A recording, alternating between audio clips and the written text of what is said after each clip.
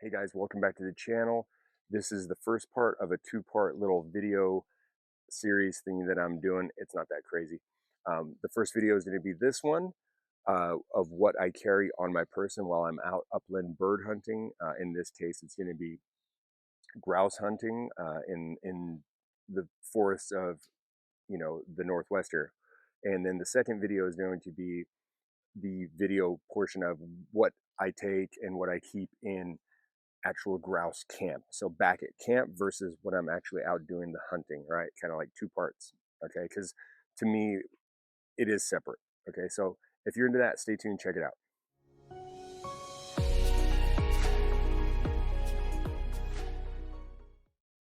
All right, guys, like I was saying, the first video is going to be of like what I carry while I'm actually hunting, walking through the forest and doing the thing. Okay. So first of all, just keep in mind that grouse hunting, upland bird hunting is a very inexpensive, low barrier to entry type of hobby. Okay, it really doesn't take much. You can do it with any old shotgun you have or borrow. You can do it with any clothes you have that are suitable for wearing outside. It really does not take much. The requirement for ammunition is very light. Um, you just you kind of go for the cheapest ammo that you can find. I mean, maybe not the absolute cheapest, but it's very, very low barrier to get into as far as a hobby goes, hunting and all that. Grouse, especially, okay, just regular rough grouse, forest grouse, especially that. Upland bird stuff, you can add some more layers to it, but that's all fine.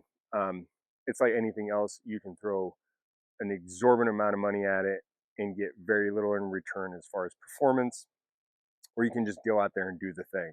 And that's kind of where I'm at. I like to get out there and just go do the thing. So I want to talk about like what I carry, and it is really not that much. Okay, so let me start with Hunter Orange. Okay, Blaze Orange, whatever you want to call it. I'm not going to say what you need to wear because each state varies. I hunt multiple states. Sometimes I wear it, sometimes I don't. This particular vest I got for $3 at a garage sale. It's ripped, it's worn, whatever. But I like it because the two big front pouches here carry birds. See, feathers. That's where I like to put them. And I guess I've not come across where I've had to carry more than two birds at one time. So without being able to drop one off or get one cleaned up and heading back out for another hunt. So real cheap. Um, Blaze orange vest. And again, it's not always for um, the regulations of it. If I'm hunting with other people and the brush is so thick, we want to walk in a line, kind of, and maybe not get ahead of each other, so we're not bumping birds so far out that other people can't shoot them or things like that. So it's also, of course, for safety, but it's man, it's a really good way to see where your buddies are that you're trying to stay in line with or whatever. It really helps for that. So it's good to wear. Like I said, it's not always required. I think typically most places it's while other hunting is going on, right? Modern firearm, things like that. Um, Basic stuff. It's real basic stuff. So a hat. I like to wear a hat. It keeps the cobwebs out of my face, branches and stuff as I'm poking through the brush. Glasses. I keep them with me. I don't wear them all the time. I don't really like shooting for birds with glasses on unless it's really, really bright out. I don't like to give up being able to. Uh, I don't like to give up my vision like that because the grouse are quick and I want to be right on them. Like I said, unless it's super sunny. Um, let's talk about my bag. I don't carry a backpack or anything like that. I take what fits in my pockets outside from this little fanny pack. This fanny pack will carry a box of shells in the main compartment in the front. I can carry a flashlight, knife, things like that. My license to do the hunting things of that nature. I don't need to carry much. I'm typically not going farther than, I don't know, 5 to 7 miles from camp on a walk. On it, I like to keep a Nalgene water bottle. And of course, I'm going to keep a Garmin InReach with me. I'm going to have my cell phone in my regular pocket, but I can put it in here as well. Um, why the cell phone and the inReach for SOS, but it also has mapping. If you don't use other types of map or whatever like that, it works with your phone if you didn't already know that. So this is really pretty much the only type of bag I'm carrying. And I don't mind the water dangling off there. It doesn't bother me. If it bothers you, they got all sorts of fixes for that. Also, you're going to be able to find me with some type of little boo-boo kit, ibuprofen, wraps, band-aids, nothing too crazy.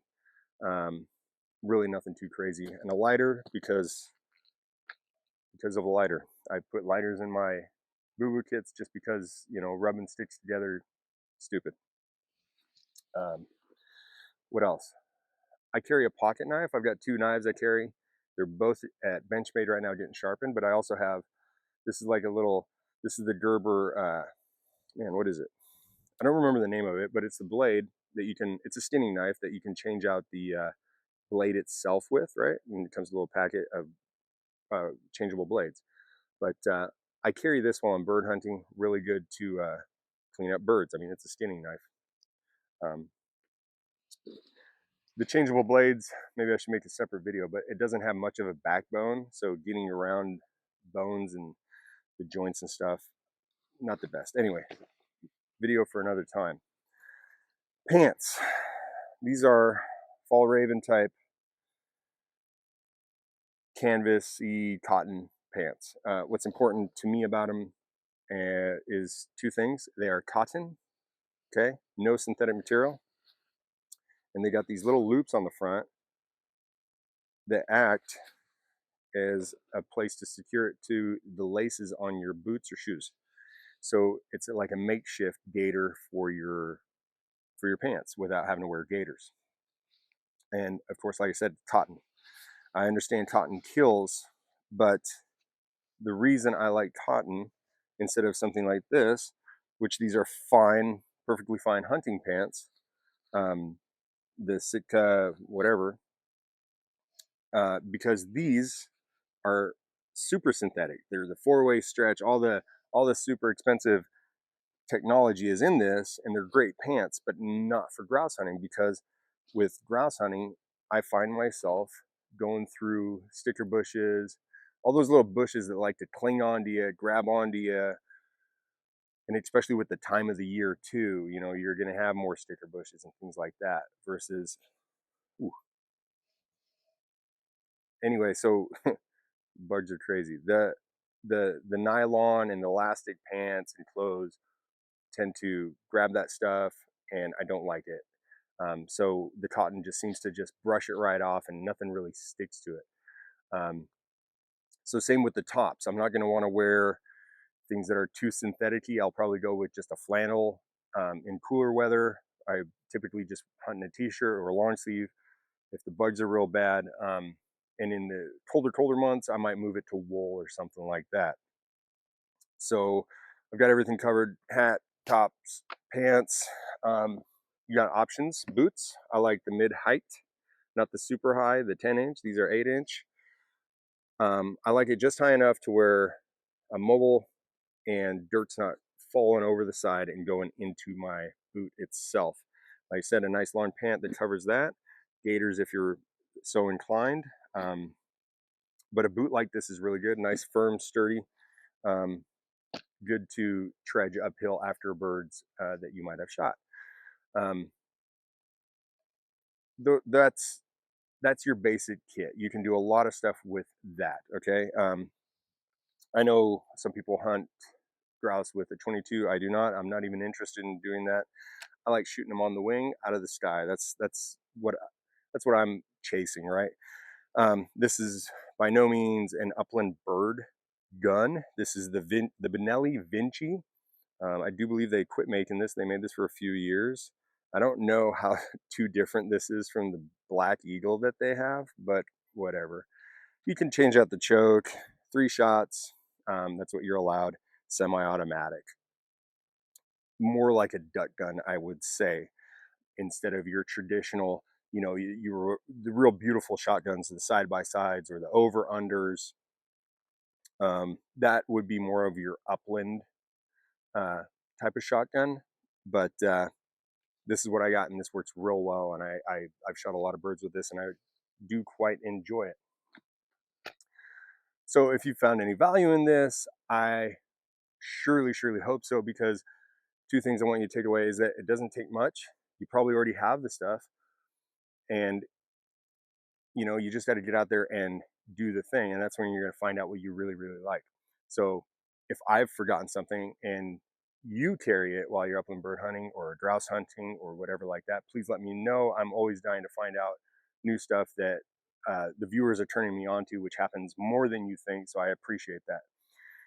If you were interested in what's going to happen on the next video, which is, like I said in the intro, is going to be more of what I keep in camp, kind of like the the base camp for the hunts, where I'm branching out and going on the hunts. That's what I'm going to do. It's a little bit more extensive of gear, and the reason I'm doing two videos is because I pack differently. I pack for the hunt, what I'm going to be doing, and then I pack for essentially camping and processing birds and things like that, and wherever we're going to be going. So that's where that video might overlap into like the overlanding, dare I say it, kind of realm.